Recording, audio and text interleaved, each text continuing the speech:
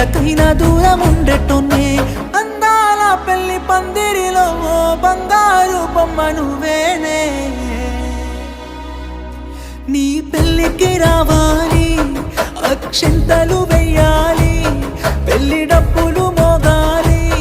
నీ పెళ్ళికి మోగిన డప్పులతో నా సావును చెయ్యాలి ఊరంతా చుట్టాలే నీ పెళ్ళికి వందెల్ల కన్నీళ్ళు నా కండ్లకి బాధే లేదా